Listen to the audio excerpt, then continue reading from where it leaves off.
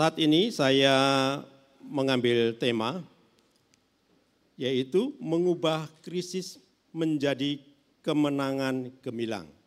Ya. Mengubah krisis menjadi kemenangan yang gemilang.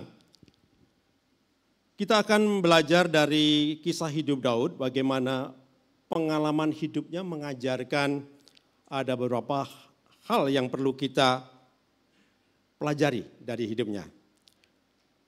1 Samuel 30 ayat 1 sampai 31, tetapi kita hanya akan membaca sampai ayat yang ke-10 saja. 1 Samuel 30 ayat 1 sampai 10. Siklak terbakar, pembalasan Daud kepada orang Amalek. Ketika Daud serta orang-orangnya sampai ke Siklak pada hari yang ketiga, orang Amalek telah menyerbu tanah Negeb dan Siklak. Siklak telah dikalahkan oleh mereka dan dibakar habis. Perempuan-perempuan dan semua orang yang ada di sana, tua dan muda, telah ditawan mereka dengan tidak membunuh seorang pun. Mereka menggiring sekaliannya, kemudian meneruskan perjalanannya. Ketika Daud dan orang-orangnya sampai ke kota itu, sampai ke Siklak, tampaklah kota itu terbakar habis, dan istri mereka serta anak-anak mereka yang laki-laki dan perempuan telah ditawan. Lalu menangislah Daud dan rakyat yang bersama-sama dengan dia itu dengan nyaring sampai mereka tidak kuat lagi menangis. Juga kedua istri Daud ditawan, yakni Ahinoam, perempuan Yisrael, dan Abigail, bekas istri Nabal, orang Karmel itu. Dan Daud sangat terjepit karena rakyat mengatakan hendak melempari dia dengan batu. Seluruh rakyat itu telah pedih hati, masing-masing karena anaknya laki-laki dan perempuan. Tetapi Daud menguatkan kepercayaannya kepada Tuhan Allahnya. Lalu Daud memberi perintah kepada Imam Abiatar bin Ahimelek, bawalah efod itu kepadaku, maka Abiatar membawa efod itu kepada Daud. Kemudian bertanyalah Daud kepada Tuhan, katanya, haruskah aku mengejar gerombolan itu, akan dapatkah mereka kususul? Dan ia berfirman kepadanya, kejarlah, sebab sesungguhnya engkau akan dapat menyusul mereka dan melepaskan para tawanan. Lalu pergilah Daud beserta ke-600 orang yang bersama-sama dengan dia. Dan sampailah mereka ke sungai Besor. Sementara orang-orang yang mau tinggal di belakang berhenti di sana. Maka Daud melanjutkan pengejaran itu beserta 400 orang. 200 orang yang terlalu lelah untuk menyeberangi sungai Besor itu berhenti di sana. Ya, walaupun ini sampai ayat 31, kita cukup membaca sampai ayat 10 saja, nanti ayat-ayat lainnya bisa kita baca selanjutnya nanti. Ya. Kalau kita melihat judul ini, mengubah krisis menjadi kemenangan. Tadinya saya cuma sampai di situ saja ketika membaca ini. Lalu saya baca lagi.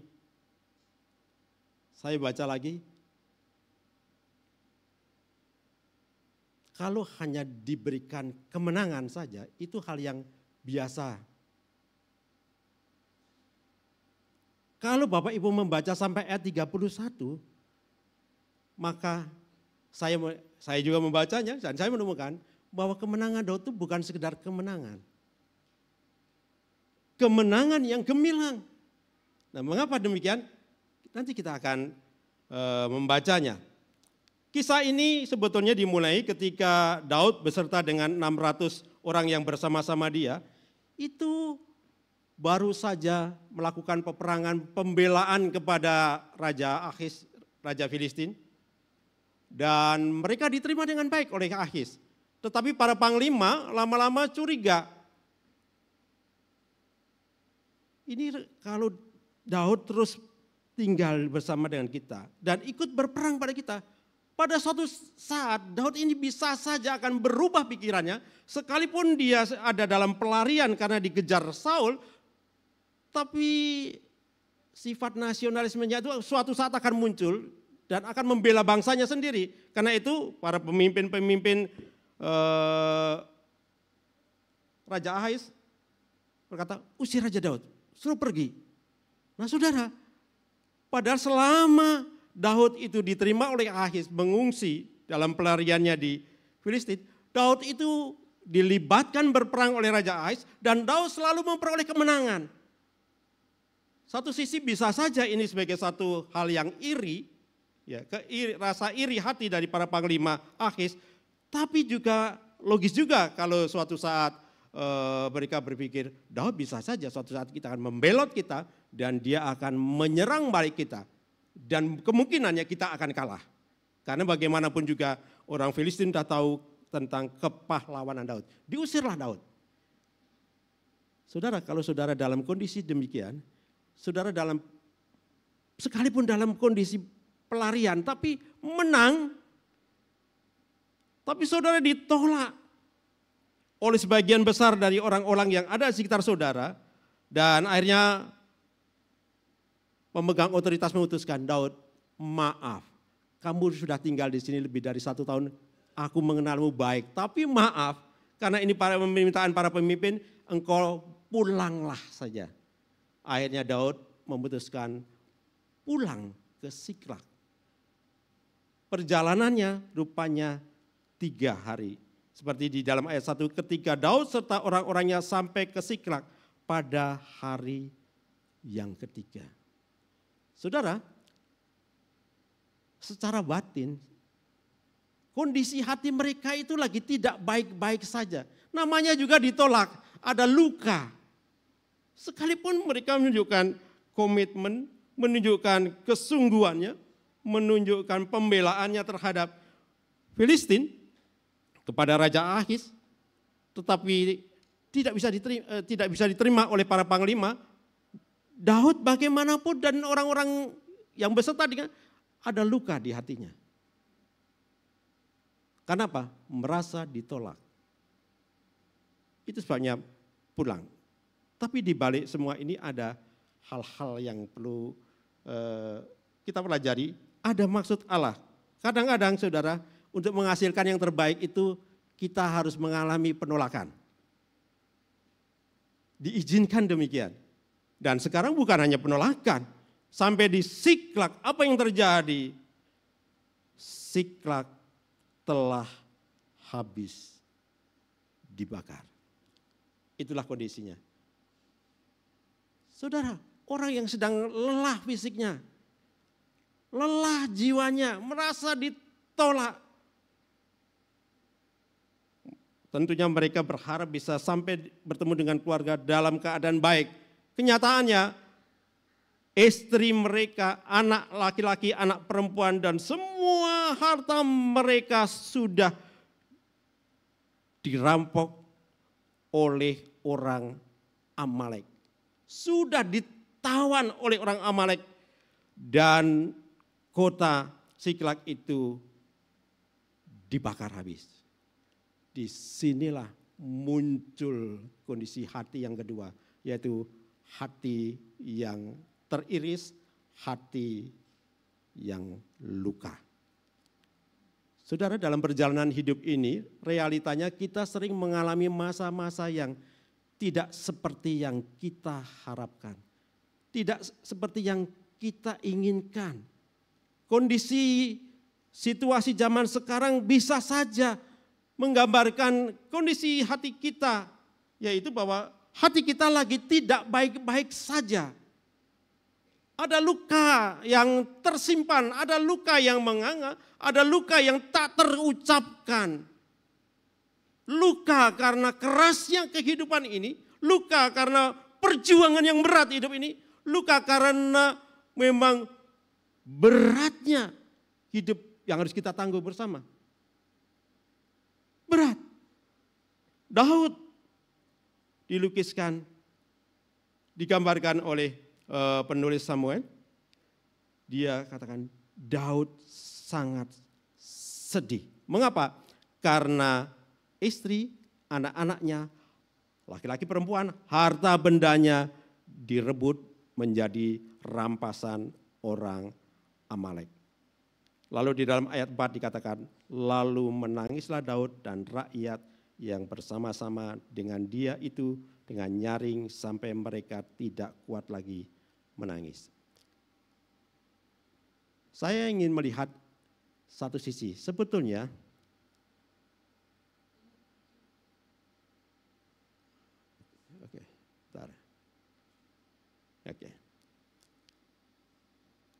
apa arti Siklak itu buat kita? Sepertinya Siklak itu apa bagi kita? Kalau judulnya adalah mengubah krisis menjadi kemenangan yang gemilang, apa Siklak itu bagi kita? Siklak sebetulnya suatu daerah yang diberikan oleh Raja Filistin untuk tempat tinggal Daud sementara di dalam pengembaraannya, dalam pelariannya, beserta dengan orang-orang yang mengikuti dia. Dan jumlahnya sekitar 600 orang. Jadi disitulah menjadi base camp Daud. Bahkan dikatakan menjadi tempat tinggal Daud sebagai satu persiapan Daud akan menjadi Raja Israel. Dimulai dari Raja Yehuda lalu menjadi Raja seluruh Israel juga. Jadi Siklak itu apa? Yang pertama, Siklak itu adalah krisis hidup. Setiap orang di zaman sekarang ini sedang merasakan krisis hidup yang tidak gampang, yang tidak mudah. Krisis itu benar-benar ada di hadapannya. Krisis itu benar-benar menekannya sampai membuat hatinya tergores dan terluka.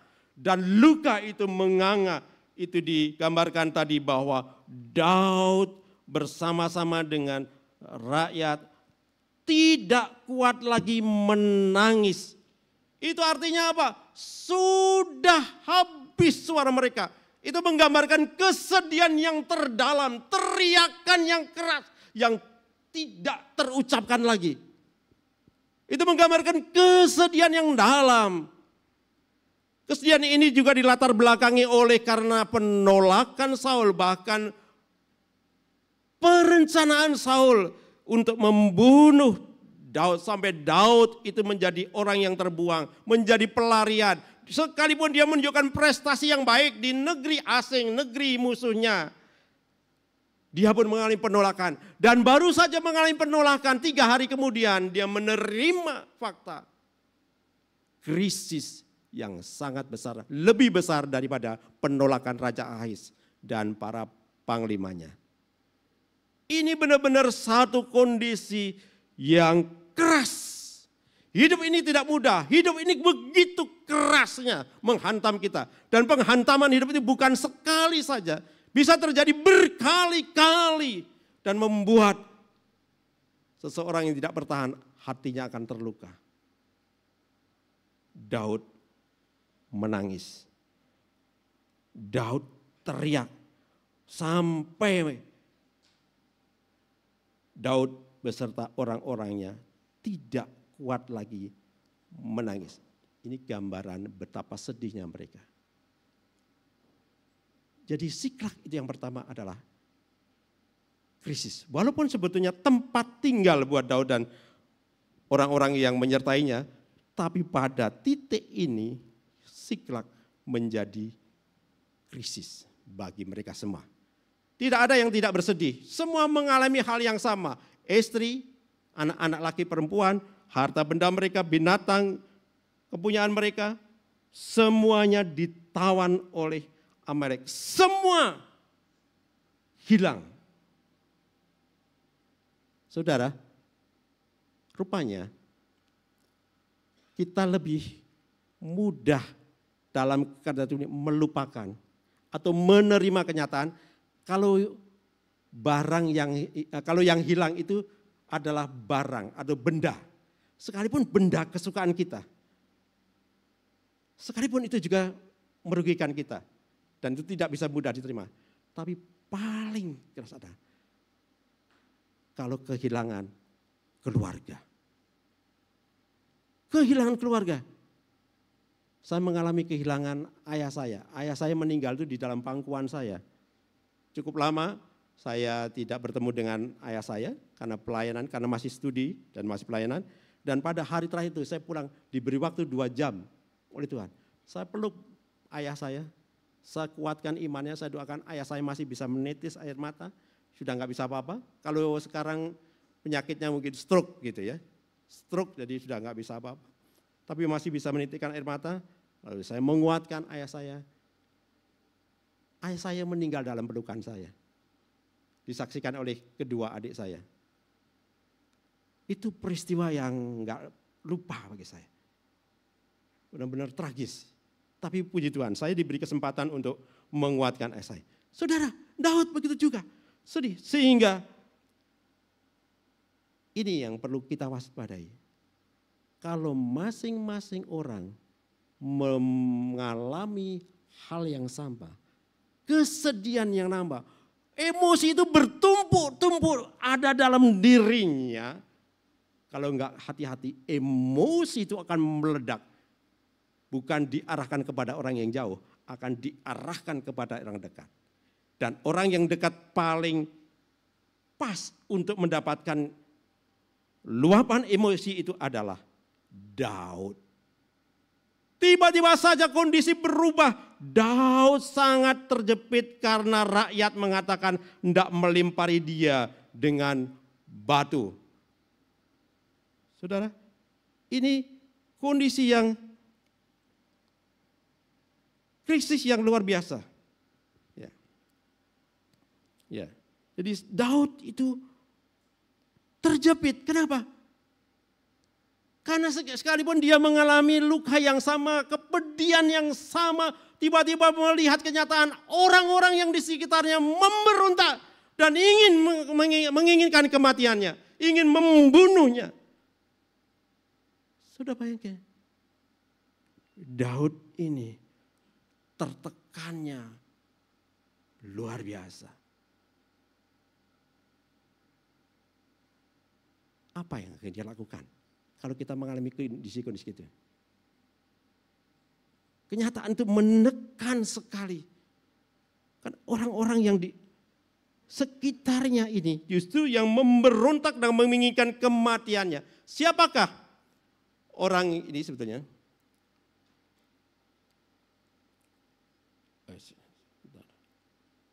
Saudara, ini saya masih belajar.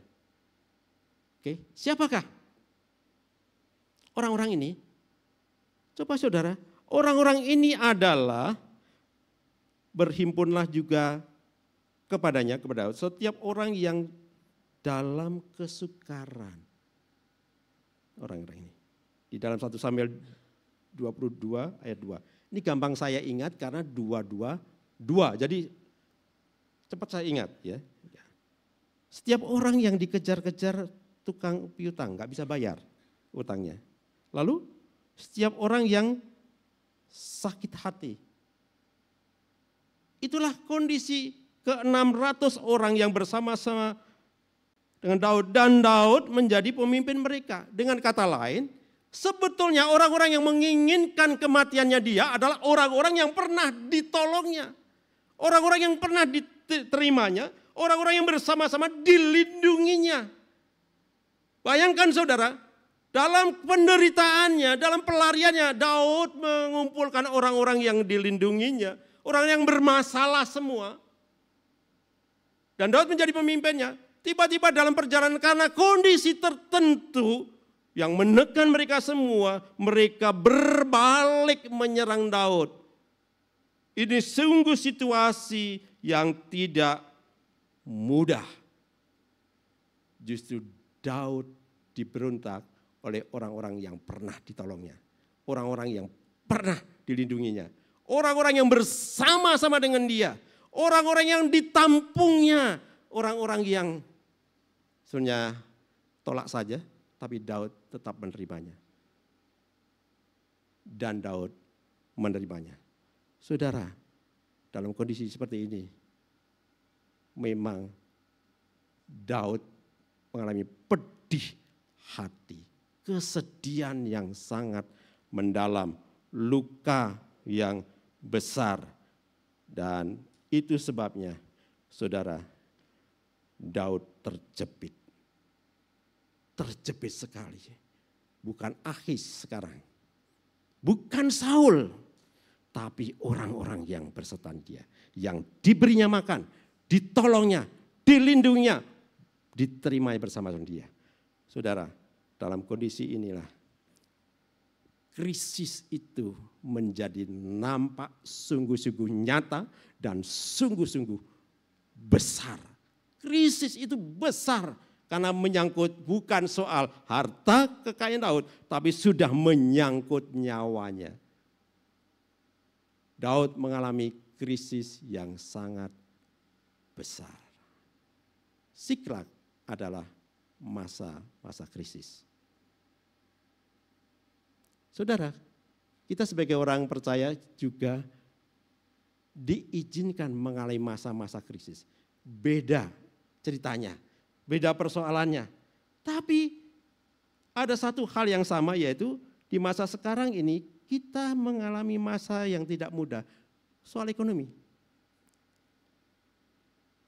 Tapi yang perlu kita waspadai, karena kita sama-sama mengalami hal yang sama, jangan sampai krisis ekonomi ini justru menyebabkan luapan emosi kepada orang lain.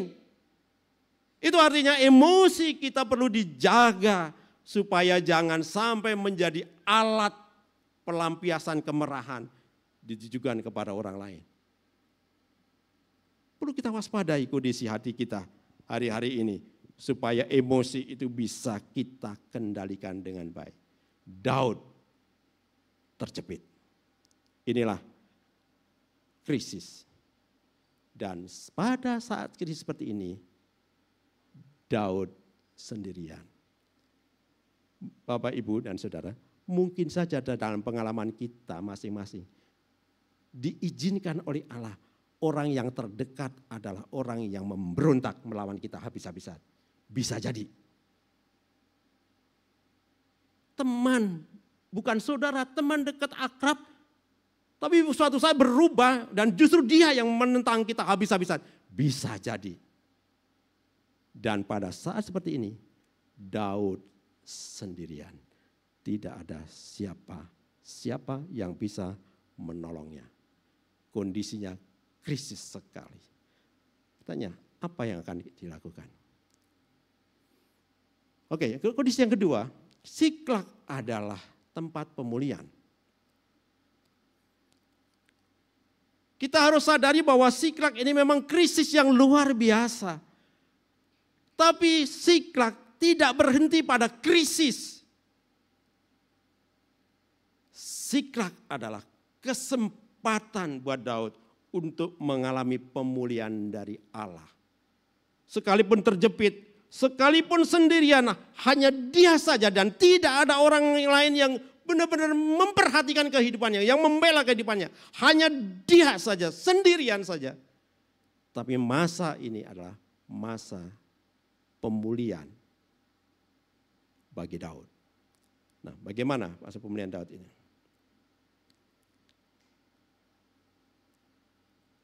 Ini kok loncat-loncat. Minta dibantu, Rudi. Sebentar, ya. Ya. Oke.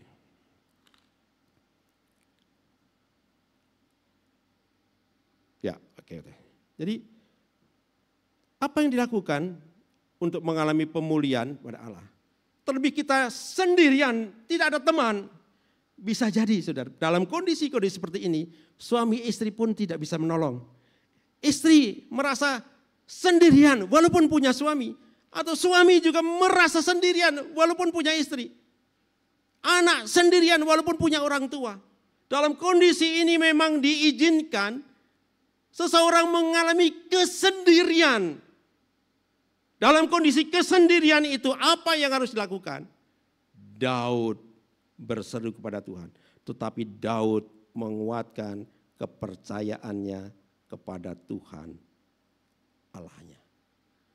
Dan ekspresi yang paling baik adalah melalui doa.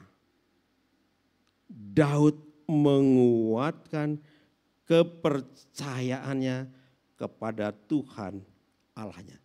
Tidak ada harapan bagi Daud untuk minta pertolongan kepada siapapun juga. Tidak ada, semuanya hanya menginginkan kematiannya. Maka Daud hanya bisa berseru kepada Tuhan Allahnya. Keputusan yang sederhana, tapi penuh keberanian bahwa Daud memutuskan, ya aku mau berseru kepada Allah saja. Itu keputusan yang mengubah segala-galanya. Karena itu doa bukanlah sederhana. Doa mampu mengubah segala-galanya. Membalikkan keadaan. Karena itu Daud menuliskan juga ya, di dalam Mazmur 62 ayat 2. Hanya dekat Allah saja aku tenang. Daripadanya lah keselamatanku. Hanya dialah gunung batuku dan keselamatanku. Kota bentengku. Aku tidak akan goyah. Saudara, kalau membaca ayat ini sepertinya aman-aman saja. Tapi saudara, Daud itu pernah goyah saudara sebelumnya. Sebelum peristiwa ini Daud itu pernah goyah. Goyah di mana? Ketika kepepet. Satu sisi ini Filistin di bawah kepemimpinan Raja Ais, satu sisi ini Saul dengan segala tentaranya. Daud ada di antara itu, dia kepepet dan Daud memutuskan akhirnya masuk ke Filistin. Apa yang dilakukan Daud? Daud pura-pura gila. Saudara, dalam sejarah catatan tokoh-tokoh iman, seingat saya baru Daud saja yang pura-pura gila. Elia memang dia menginginkan kematiannya, Yunus demikian juga. Tetapi yang pura-pura gila hanya untuk keselamatannya adalah Daud. Jadi Daud ini sudah mengalami beberapa krisis sampai pada titik 1 Samuel 30 ini, dan Daud hanya satu saja. Hanya dekat Allah saja aku tenang. Daripadanya lah keselamatanku. Hanya dialah gunung batuku dan keselamatanku, kota bentengku, aku tidak akan goyah. Ini Mazmur 62. Saudara, Mazmur ini mengingatkan kepada kita dalam kondisi yang krisis, apa yang harus kita lakukan? Apa yang semua meninggalkan kita, semua memberontak kita, semua menyalahkan kita. Apa yang harus dilakukan? Datanglah kepada Allah. Menguatkan kepercayaan itu adalah mendekat kepada Allah. Karena itu kalau ada orang-orang Kristen justru dalam krisis menjauh dari Allah, itu keputusan yang sangat salah. Keputusan yang benar adalah harus mendekat kepada Allah. Karena daripadanya lah keselamatanku. Nah saudara, keyakinan Daud ini mengubah fakta yang ada. Daud mengalami pemulihan dalam luka yang dalam. Daud mengalami pemulihan karena perjumpaan dengan Allah. Perjumpaan kita dengan Allah itu menguatkan kita. Perjumpaan kita dengan Allah itu meneguhkan kita.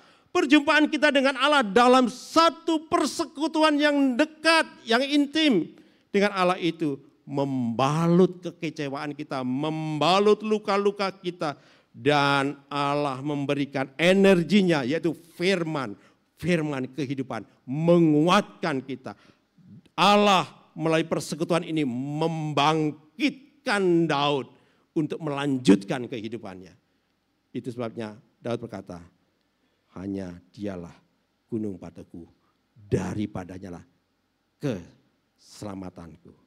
Saudara, keputusan apa yang akan kita ambil dalam masa-masa krisis hari ini? Keputusan yang tepat adalah mendekat pada Allah. Menguatkan iman kita kepada Allah.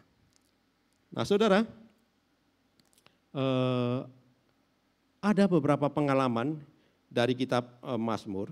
Saya ambil Mazmur 34. Mazmur ini bukan tulisan Daud. Mazmur 34 itu tulisan Bani Korah. Coba kita cek bersama-sama, kita buka Mazmur 34.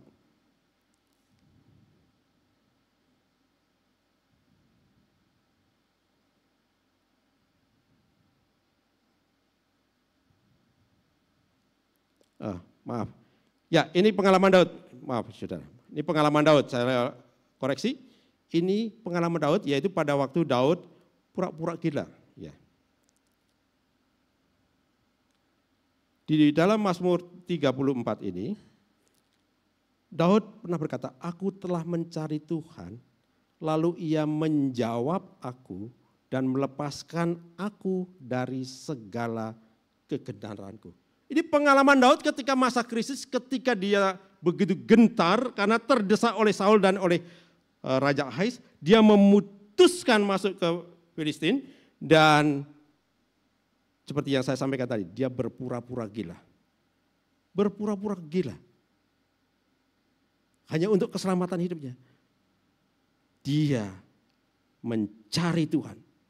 Ini suatu habit, suatu kebiasaan. Kalau Daud masa-masa krisis adalah keputusannya adalah mencari Tuhan untuk menguatkan imannya.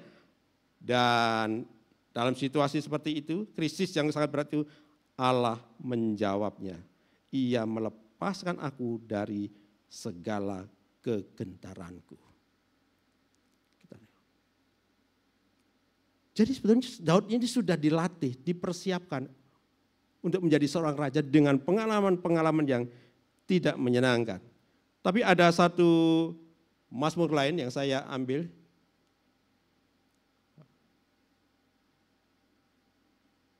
Ya. Mazmur 42 ayat 5, lalu diulang lagi ayat 11, dilanjutkan dalam pasal 43 ayat yang kelima. Bunyinya sama. Demikian, mengapa engkau tertekan, hei jiwaku, dan gelisah di dalam diriku? Berharaplah kepada Allah, sebab aku akan bersyukur lagi kepadanya, penolongku dan Allahku. Kata ini diulang sampai 3 kali. Mazmur 42 ayat 5, ayat 11, lalu dilanjutkan Mazmur 43 ayat 5. Mengapa engkau tertekan jiwaku? Ini pengalaman bukan Daud, tapi pengalaman Bani Korah. Coba kita lihat saudara, maksud saya tadi adalah Mazmur 42. Ya saudara, Mazmur 42, kita lihat di sini. Pengajaran Bani Korah, bukan Daud, tapi memiliki kesamaan arti, yaitu mengapa engkau tertekan jiwaku. Dalam kesendirian seperti itu, saudara, biasanya, dan ini wajar, kita membutuhkan orang lain yang mengerti kondisi kita, dan diharapkan bisa menghibur, menguatkan, bahkan bisa menolong kita. Ini hal yang wajar-wajar saja. Tetapi kalau kondisinya tidak seperti itu, lalu bagaimana? Bani Korah mengajarkan, mengapa engkau tertekan, hei jiwaku, dan gelisah dalam diriku. Bani Korah tidak mengajarkan untuk meminta tolong kepada orang lain. Bani Korah berkata, berharaplah kepada Allah, sebab aku akan bersyukur lagi kepadanya, penolongku dan Allahku. Saudara, kecenderungan kita lebih mudah menguatkan orang lain daripada menguatkan diri kita. Kita sering memberikan penguatan penghiburan kepada orang lain yang lagi bermasalah. Tapi kalau kita sendiri lagi bermasalah, lalu kita tidak bisa minta tolong kepada orang lain, siapa yang akan menguatkan kita? Bani Korah berkata, mengapa engkau tertekan? Mengapa engkau gelisah? Berharaplah kepada Allah. Itu artinya Bani Korah seperti Daud sama-sama menguatkan imannya kepada Allah. Saudara, hanya satu langkah untuk memulihkan kondisi kita. Satu langkah supaya kondisi kita menjadi berbalik adalah mendekat kepada Allah. Membuat iman kita tidak goyah. Hanya satu. Tapi kecenderungannya saudara, kalau kita menghadapi masalah demikian, kecenderungannya kita sama-sama menjadi lemah. Kita lupa bahwa di dalam diri kita itu ada potensi yang sanggup menghidupkan kita, yaitu firman Allah, firman kehidupan itu yang perlu diaktifkan, perlu dihidupkan dalam diri kita. Ingat, hanya berharaplah kepada Allah. Pada saat mana? Pada saat krisis, kita tertekan, kita gelisah. Mungkin saja kita gelisah dengan masa depan kita, dengan bisnis kita, dengan karir kita. Karena dunia ini tidak memberikan harapan apa-apa kepada kita. Keputusan yang tepat datang kepada Allah mengubah segala-galanya. Yang pertama, sikrak itu krisis. Yang kedua, kalau kita betul mengambil keputusan yang tepat, sikrak juga adalah satu pemulihan. Penyegaran dari Allah, pemulihan. Bahkan bukan hanya itu saja. Kalau kita benar-benar mendekat pada Allah. Oke, dibantu saja Rudy. Oke, yang ketiga. Kita akan mengalami kemenangan yang gemilang. Bukan sekedar kemenangan, tapi kemenangan yang gemilang. Bagaimana itu? Yang pertama, sekalipun sudah ada janji Allah, kejarlah, kamu akan menang, kamu akan bisa melepaskan keluargamu dari bangsa Amalek. Tetapi itu tidak otomatis, saudara. Itu perlu diperjuangkan. Seperti orang-orang Israel masuk tanah Kanaan, tidak otomatis selalu mereka memiliki tanah Kanaan. Mereka harus berjuang merebut tanah Kanaan itu. Demikian juga kemenangan Daud. Daud harus melangkah mencari orang Amalek atau mengejar orang Amalek itu. Dan yang pertama adalah tidak mudah menyerah. Tidak mudah menyerah dalam hal ini. Yaitu sebagaimana ayat 8 sampai ayat yang ke-10 dikatakan bahwa ternyata saudara dalam perjalanan ini ada orang-orang yang sudah terlalu lelah berjuang. Dari 600 orang itu, 200 orang memutuskan sudah terlalu capek. Lelah fisik, lelah juga psikisnya. Lelah benar-benar. Jadi mereka istirahat, tidak menyeberang Sungai Besor. Mereka tinggal di situ. Dan Daud berhenti? Tidak.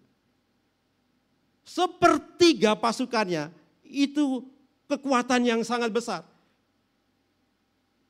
Tetapi sekalipun kehilangan sepertiga dari pasukannya dan dia hanya beserta ke-400 orang, Daud tetap melanjutkan mengejar Amalek. Mengapa? Karena Allah sudah berfirman. Masalahnya ketika kita bergumul, apakah kita mendengar Allah berkata-kata kepada kita? Allah berfirman kepada kita. Seperti Daud bertanya, apakah aku harus mengejarnya? Allah menjawab, ya kejar. Kamu akan sanggup merebut kembali keluargamu. Daud mengejar. Dan Daud punya mental tidak mudah menyerah. Ya, dia tahan banting. Oke.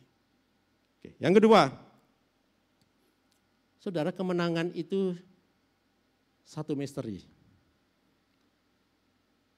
Tidak otomatis langsung kita dapatkan. Dalam pengalaman Daud dan dalam pengalaman beberapa orang percaya, rekan-rekan hamba Tuhan bersaksi bahwa kemenangan yang sering Tuhan berikan itu adalah kesediaan untuk menolong orang yang lemah. Ada proses di mana kita dilatih oleh Tuhan untuk memperhatikan orang-orang di sekitar kita yang membutuhkan pertolongan. Orang-orang yang lemah. Siapa di sini? Saya mau singkat saja, tidak perlu baca ayatnya. Ini adalah budak Mesir yang ditawan oleh orang Amalek, dijadikan budak, lalu sakit, ditinggalkan 3 hari. Coba bayangin, 3 hari ditinggalkan, tidak makan dan tidak minum. Daud sebetulnya bisa saja memutuskan, masa bodoh, siapa dia? Lewat saja. Tapi tidak. Daud berhenti, Daud memberi minum, Daud memberi makan, sampai orang Mesir ini atau budak Mesir ini seger kembali, baru di situ ditanya oleh Daud. Sebetulnya orang Amalek itu lari kemana? Pergi kemana? Dan budak Mesir inilah yang memberikan arahan kepada Daud bahwa Amalek menuju ke sana. Saudara, pertolongan kita dari Tuhan sering ditampakkan melalui orang-orang yang justru perlu ditolong. Karena itu milikilah belas kasihan dan juga milikilah kepekaan kepada orang-orang yang perlu ditolongnya. Sering orang itu membawa, kalau saya karena guru, ya membawa anak-anak yang bermasalah. Datang dengan muka cemberut, rambutnya acak-acakan, datang tidak siap untuk belajar. Diam saja. Mukanya kan, ya sudah. Lalu pada saat istirahat diajak bicara. Ada masalah. Masalah studi, masalah keluarga, macam-macam. Itulah kalau saya, karena memang kehidupan saya berkaitan dengan para murid. Anak remaja yang masih berkembang, ya emosinya bergejolak, ya mereka masih begitu, belum stabil kehidupan. Itu Tuhan bawa kepada saya demikian. Tapi tidak jarang saudara, ketemu dengan orang yang tidak kita kenal, orang datang bisa aja nyolong di rumah dan minta bantuan. Siapa tahu saudara, orang-orang demikian adalah orang-orang yang akan dipakai Tuhan untuk menolong kita. Jangan pernah remehkan orang-orang itu yang datang pada kita, minta tolong kita. Tidak selalu dalam bentuk materi, tapi dalam penguatan, penghiburan, penerimaan mereka menyebabkan Allah menolong kita. Peka-pekalah dengan itu. Dan melalui orang ini Daud menang. Apa yang dilakukan Daud? Ya. Menolong. Saya ingin membacakan satu ayat dari Mazmur 41 ayat 1. Ini ayat pengingat buat saya. Berbahagialah orang yang memperhatikan orang lemah. Tuhan akan meluputkan dia pada waktu celaka. Ayat ini gak main-main saudara. Ayat ini menjadi penolong buat kita. Yaitu ketika kita punya masalah sekalipun, berat juga, tapi memperhatikan orang lemah. Dan Tuhan tidak pernah berhutang. Tuhan menolong melalui orang-orang yang demikian. Daud merebut kembali keluarganya dan semua harta bendanya. Dan Daud akhirnya menghancurkan Amalek. Selesaikah sampai sini? Tidak. Kalau Daud semua sampai di sini, ini baru pada batas Daud berkemenangan. Tapi judul khotbah kita saat ini adalah kemenangan yang gemilang, bukan sekedar menang. Apa itu? Setelah berhasil merebut istri, keluarganya dan harta bendanya dan juga merampas harta kekayaan Amalek. Ini yang dilakukan Daud, yaitu bertindak adil. Apa yang tertulis dalam ayat 22-25? Ada orang-orang yang dursila, orang-orang yang tidak baik, berkata kepada Daud, orang-orang yang tidak berperang sama kita, artinya orang 200 orang yang tinggal di Sungai Besor, yang tidak melanjutkan peperangan kita melawan Amalek, itu tidak perlu mendapat hak rampasan sebesar kita-kita yang berperang maju melawan Amalek. Lalu Daud memutuskan secara adil, tidak. Kita yang maju berperang 400 orang maupun mereka yang sudah kelelahan ada di Sungai Besar berhak sama-sama menerima jarahan yang sama. Saudara, kemenangan itu tidak hanya selesai, sudah berhasil merebut istri dan anak-anaknya dan harta bendanya. Tapi kemenangan itu menjadi gemilang ketika Daud diuji. Daud memutuskan untuk bertindak adil. Maka kemenangan itu bukan sekedar kemenangan. Kemenangan itu menjadi gemilang. Kenapa? Daud diuji secara khusus. Dan Daud memutuskan secara adil semua mendapat hasil jarahan yang sama. Semua. Dan itu menjadi semacam hukum yang berlaku di dalam bangsa Israel. Yang terakhir saudara, apa yang dilakukan oleh Daud? Oke, makasih. Ya. Daud berbagi dengan orang-orang yang telah menolongnya. Saya ingin mengajak Bapak Ibu membaca ayat yang terakhir yaitu ayat 31. 1 Samuel 30 ayat 31. Kepada yang di Hebron dan kepada segala tempat di mana Daud dengan orang-orangnya mengembara. Ini perlu dicatat, bagi saya perlu mendapatkan catatan, yaitu Daud dengan orang-orangnya mengembara. Hasil jarahan itu dikirimkan kepada orang-orang yang telah menampung Daud, menolong Daud. Daud sampai pada titik itu bukan karena kemampuan Daud saja, tapi ada orang-orang yang berperan di dalamnya.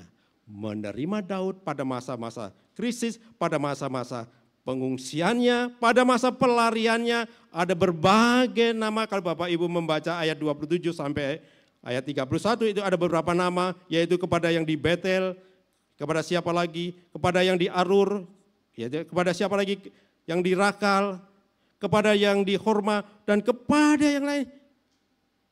Diberikan perhatian yang sama sebagai satu ungkapan terima kasih bahwa mereka telah menerima Daud. Makanya kemenangan itu bukan sekedar kemenangan, kemenangan itu gemilang karena Daud bertindak adil dan Daud juga ingat kepada orang-orang yang telah Tuhan pakai untuk menolongnya, berbagi. Saudara,